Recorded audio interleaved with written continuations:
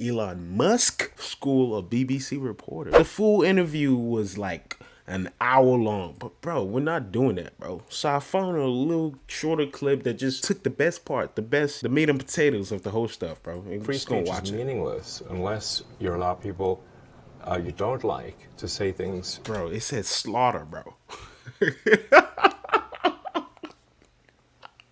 Yo, this title is crazy. He said, watch Elon Musk slaughter BBC journalists. Put his name in there too, James Clayton. And if at the point at which you lose free speech, it doesn't come back. I think the issue some people have is that a lot of people were talk about hate speech. Some people were brought back who were previously banned for spreading things like QAnon conspiracies. You have people like Andrew Tate who were brought back, who were previously banned for things like hate speech. Do you think you prioritize freedom of speech Talk about Andrew Tate over misinformation and hate speech? Well, you know, who's to say that something is misinformation? Bro, now one thing I want you guys to focus on is how the tables turn. I've never seen Elon this comfortable before in front of a camera. I would just put it like that. I've never seen Elon is always that like socially awkward person. He's slowly from the milk I've seen him. He's transformed himself. He's getting more comfortable publicly, you know, in front of cameras and stuff. He's no longer like camera shy. But now just watch this. Who's the arbiter of that? Look, he start messing with his suit BBC. And all that. You're literally asking me. Yes. Well, no, you are the arbiter on Twitter because you own Twitter. Yes, see, he tried to turn it back on him. Now he's asking him a question. One person's misinformation is another person's information. At the point at which you say that there is this is misinformation, like who is going to decide that? You accept that misinformation can be dangerous, that it can cause real-world harms, that it can potentially cause. Yeah. So the point I'm trying to make is that the BBC itself has, at times, boom. Right here. Now he's fighting for his job, bro. Now this James guy is fighting for his job at this point. He's not trying to slander his people. So he has to be smart with what he's saying now because now he's in the hot seat. It's crazy. Things that are false. Look, all he can do is nod here. What is he gonna say? No? If it says no, then it's probably a lie, right? He knows his line. If he says yes, he's too comfortable saying yes. You see me? That means that hurts the credibility of BBC. Man, I've said BBC way too much. Pause, bro. But do you agree that has occurred? I'm quite sure the BBC have said things before that turn out to the not be true. The amount of BBCs in this video is going to be absurd. Yes. Even if you aspire to be accurate, there are times when you will not be. We've spoken to people very recently who were involved in moderation, and they just say there's not enough people to police this stuff, particularly around hate speech in the company. Is that what hate speech are you address? talking about? I mean, you use Twitter, right? Do you see a rise in hate speech? I mean, I'll put it like this: I'm on Twitter. Twitter is fun, bro. I don't know. Maybe it's just the space I am, or my algorithm, or my feed. I don't see no hate speech, bro. Personally, that's just me. I don't know what you're talking about. Just a personal anecdote. Like, what do you? I don't. Personally, my for you, I would see I get more of that. He's gonna get nabbed right here. Personally, but I'm not going to talk to the rest of for the rest of Twitter. So you see more hate speech personally? I would say I would see more hateful content in that. Content you don't like or hateful? What do you mean to describe a hateful thing? Yeah, I mean, you know, just content that will solicit a reaction, something that may include something that is slightly racist or slightly sexist, those kinds of things. So you think if something is slightly sexist, it should be banned?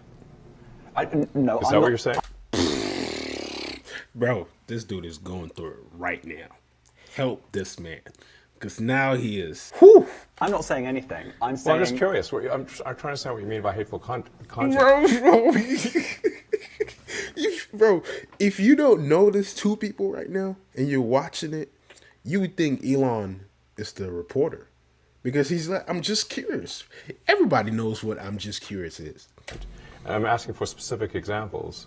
And you just said that if something is slightly sexist, that's hateful content. He's the reporter right now. Well, you've asked me whether my feed, whether it's got less or more. I'd say it's got slightly more. That's why I'm asking for examples. Can you name one example? I honestly don't use. Honestly, I You don't. can't name a single example. I'll tell you why. Because I don't actually use that for you feed anymore. Because I just don't particularly like it. But you And said actually, you- a lot of people are quite similar. I only look at hang on my a second. following. You said you've seen more hateful content. Oh my god, bro, this is literally what's the dude's name who interviewed Piers, bro? This is basically Piers Morgan and like Andrew Tate, bro. Like this is like, man. You can't name a single example, not even one. I'm not sure I've used that feed for the last 3 or 4 weeks, and Well, then how did you see the hateful content? Because I've been using Twitter since you've taken it over for the last 6 months. Okay, so then you must have at some point seen for you hateful content. I'm asking for one example. Right. And you can't give a single one. And I'm saying Then I say, sir, that you don't know what you're talking about. Really?